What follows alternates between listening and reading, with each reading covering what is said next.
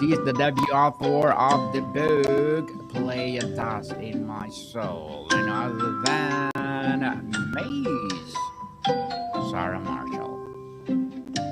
Nice to meet you, Daniel. Welcome, Miss Sarah. Book 101 review, and can you please introduce more about yourself that I miss? Sure. Thank you for inviting me onto your podcast. I really appreciate it. I've been in the San Francisco Bay Area for many years. I've worked in the tech industry and continue to do so. I continue to consult. And just recently, I published my book, Playa Dust in My Soul, which is, it's not based on the truth. It's not based on real experiences, but it's based on my experience in belonging and my time at Burning Man. Yes, and thank you so much for sharing your knowledge and wisdom to the world. May. Suzanne. Thank you. Miss Sarah, sorry. My apologies. Thank you so much for sharing your knowledge and wisdom. And publishing Play a Dust. So tell us the dust as a legacy. Playa Dust is a famously persistent. It gets in everything and never truly lives. How does a physical quality mirror the emotional or physiological experience your book explores? What is a dust that got in your soul, Miss Sarah? It's a great question, and it's a metaphor. For folks that go out to Burning Man, they know it's a very dusty place. It lives on a lake bed in the middle of Nevada, in the middle of nowhere. And the lake bed, it's wet for part of the year, but during the summer, it's completely dry and nothing but cracked earth. And it gets very dusty. So the things that you take out there tend to get very dusty while it's out there, and you can never quite get it out of anything. The metaphor here is that that event changes people in deep and meaningful ways, and it's as if that dust that permeates everything that you take out there actually gets inside you and changes you as a person. Miss Sarah, the act of remembering. The title says, "This is the story remembered." What had to happen in your life for you to turn and face these memories? What is a catalyst that made remembering not just a passive act, but a necessary one? Yes. So all of the characters in my books or in my book and the events that happen, many of those have a kernel of truth. There's people I've met that are similar, or multiple people that I've met that kind of fit into the characters, and the events that happen out there, which are kind of magically different from anywhere else, or there's some truth to those. There are facts that I have in my book that actually did happen, and then there are plenty that didn't. What this book is about is belonging. It's about how people that are broken come to a place, develop a community, and find out that they have a place in the world. A place in the world, definitely, Miss Sarah. Reimagine suggests you didn't just recall events, but you actively reshape the narrative. What power of freedom did you find in allowing yourself to imagine parts of the story rather than being strictly bound by factual recall? What a great question. You know, there is plenty of magic to plumb from just telling the real stories on the desert, but I wanted this to be a book that could be for any time. And so there's a certain mythical element to the book, and there is some magic that happens that I never explain in the book. And the reason for that is it gives people the opportunity to have a completely enclosed experience that takes them from one place to another. It drives transformation in a way that is just, I haven't been able to find anywhere else that provides that kind of openness to transform yourself. Empowering answer, Miss Sarah. Definitely empowering. The process from memory to manuscript. The untold wait for so long. This is story not told. Was the weight of carrying that untold story? How did this shape you, and what changed the moment you decided finally to give it voice? Yeah. So my first experience at Burning Man was in 2001, so 25 years ago. And it was an incredibly powerful experience for me because I was only a couple years past having transitioned from man to woman and living my life as a woman. And I was still trying to figure out my place, figure out where I fit, where I didn't fit, what I was going to be when I grew up, so to speak. And Burning Man was an experience that completely shifted my experience with my own identity, because I saw different versions of myself out there in different people's eyes. And it was so powerful that I came up with this concept of this book within the first couple of years that I went out there. And then I spent over 20 years figuring out how to turn it into a story that other people can enjoy. Mm-hmm. Definitely, yes. And Miss Sarah, in the space between memory and reimagination, there can be a tension between the you or who live it and you who writes it. How did you navigate writing about the past self with compassion without glossing over hard truth? Yeah, great question, because we human beings don't always have compassion for ourselves. Putting it through a fictional lens, I was able to um, bring drama out that wouldn't necessarily happen to so many people so quickly, and use that drama as a crucible for the various broken people that are in this novel to find themselves and find a new way to be, a new direction. So as my characters go through the process of this story, they all run into things that radically change how they see themselves and how they're interacting with other people. And then they come out the other side of the story, moving in a different direction than they came in. And so, in essence, the end of this book is the start of each of these characters' stories again. Again, and thank you for that empowering answer, Ms. Sarah. Memories tied to place can be visceral. How did you conjure the sensory world, that playa, the heat, the dust, the light, and the silence to make the past feel present again on the page? Yeah, so Burning Man operates in one of the most intense environments in the world. It can rain, it can snow, it can be dusty and windy, and there's no protection, there's no anything, and you're coming out there with everything that you need to take care of yourself while you're out there. So that's already intense, and then you put this big event with art and music and people interacting in unpredictable ways, and you have an event that is so intense that it touches not only your physical being but your emotional, psychological being. So when people ask me about going out there, I tell them that they should prepare for all that and be ready for that, and if they're not, that they shouldn't go, because it's a very intense environment. So um, to answer your question, it provides the perfect crucible for people to really explore themselves. It's like this big parabolic mirror of yourself out in the desert that you get to deal with yourself as you're having all these experiences. Finding the form, Miss Sarah. A story like this could be a memoir, a novel, a collection of fragments. How do you discover the right literary form of structure to contain this particular story? Why was this form the only one that could hold it? I think because this story is contained in this very tight environment with these people that going through these experiences, um, having each their own reference. It could have, as you said, it could have been a memoir.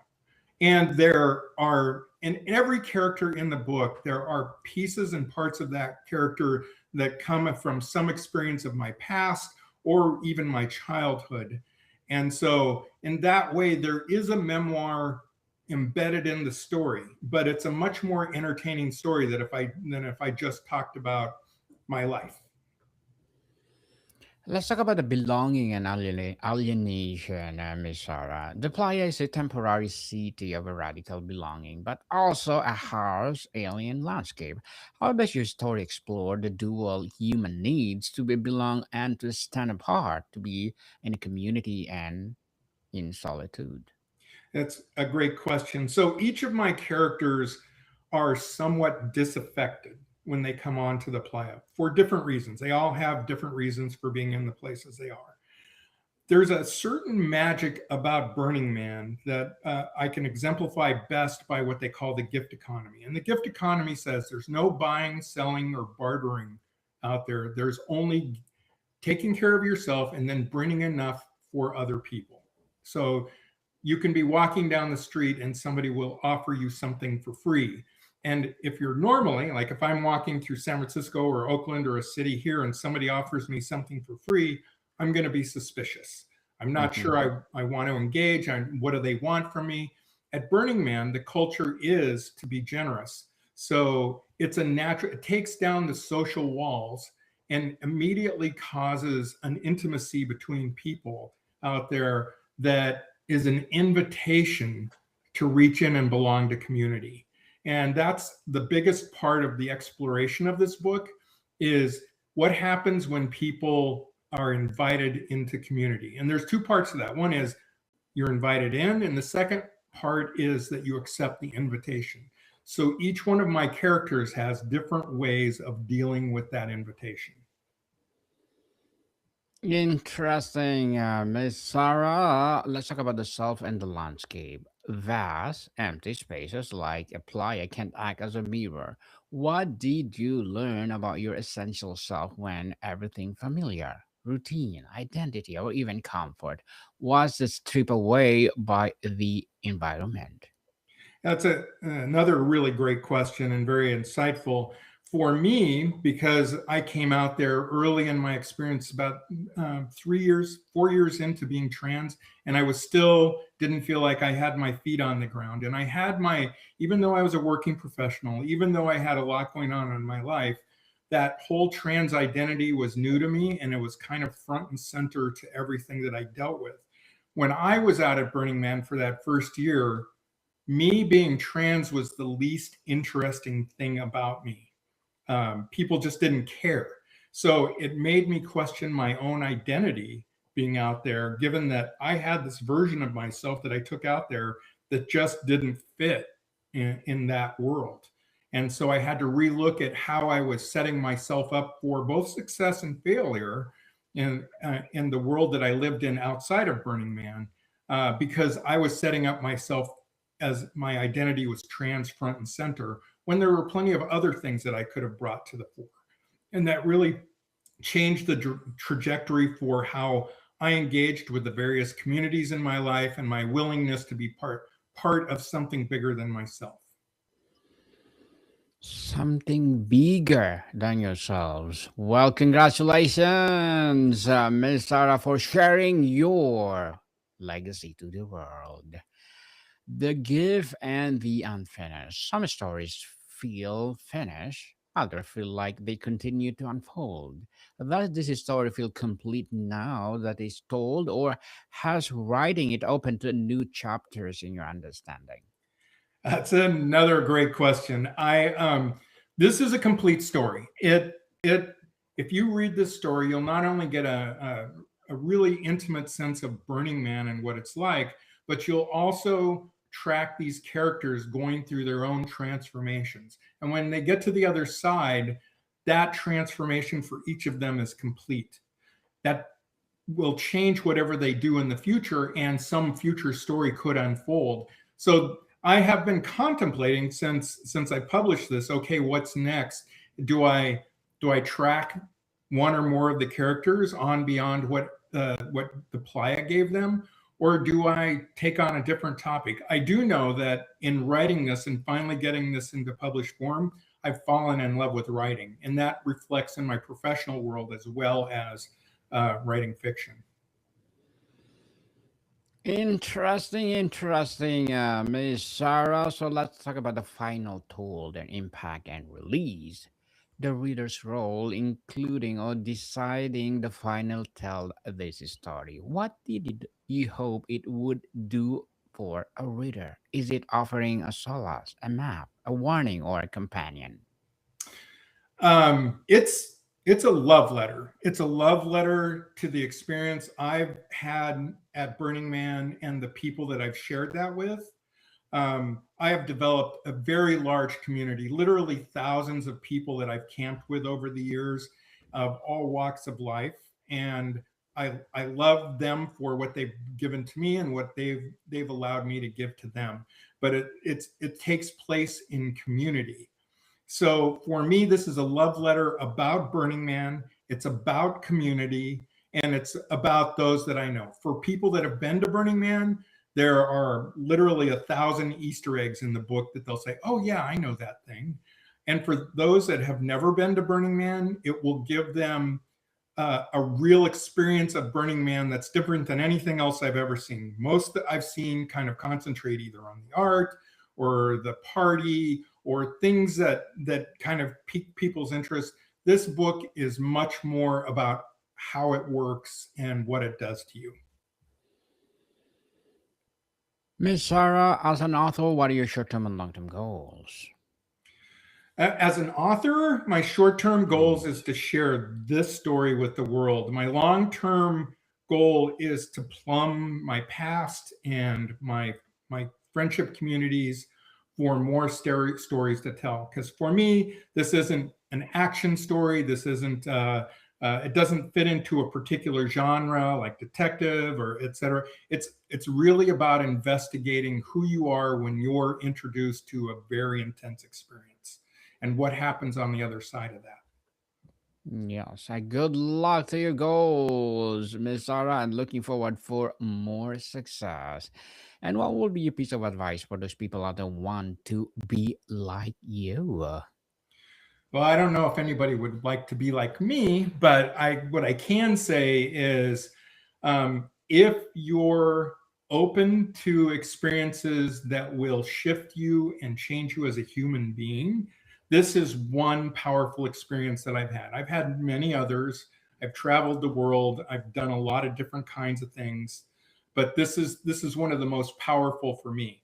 But it's not going to be for everybody. So what I want to share with the world is that transformation is an intense experience, but it's a powerful experience to get you to a new place where you're more empowered as a human being. And I highly recommend for those that haven't ever been through a transformational experience that they take that on. So it helps you to be the fish pulled out of the water so you can see the water you've been swimming in. And I recommend it for everybody. Yes, and we salute you for that, Miss Sarah. We salute you for being bold and showing to the world who you really are. And thank you for that advice. And can you please recommend a book or books that influence your journey? Oh my gosh, I've read so many. I will say stories that celebrate the complexity of human beings and both the positive and the negative always capture me. So I had read long before they became popular on TV, the Game of Thrones series, Lord of the Rings series. Uh, I always look for books that really explore humanity. The Girl with the Dragon Tattoo is another one. Now that's more of a kind of a thriller, but it does explore different human beings and how they respond to intense circumstance. So those are always the ones that will draw me. Well, thank you for the recommended books, Miss Sarah. So let's talk about the healing versus testimony. Do you see this book more an act of personal healing or as a public testimony, or is it a distinction irrelevant once the story is this deeply felt? It's definitely a story of healing. Every character has some healing journey that they're going through. They all come in with a broken frame of reference, and this story allows them to examine that frame of reference and shift it to something that's um, more of a well-being mind. That they're shifting themselves to be just better human beings in general, and they get that experience through different ways. Each character has a different way to get there. The alchemy of art, Miss Sarah. How has the process of transforming raw memory and experience into a crafted narrative changed your relationship to the past? Has the story now replaced the memory? Yeah, that's also a great question. So this story for me had me re-examine my past in ways that I had never considered. Now, I've done a lot of transformational work prior to writing this book, so I have spent a lot of time turning over the rocks of my soul, so to speak, and seeing what's under there and getting cleaned up. But writing this book taught me that we tell stories about our pasts that live as reality for us. And if we go back and re-examine those stories and reformulate those stories, they can be much more powerful for us than often the stories we carry in our head. A lot of the stories that I originally carried in my head before writing this were pretty disempowering. And after I finished writing the book and got it into the shape that I wanted to get it in, I could see my past through a new lens, it's a great experience to have. Yes, definitely.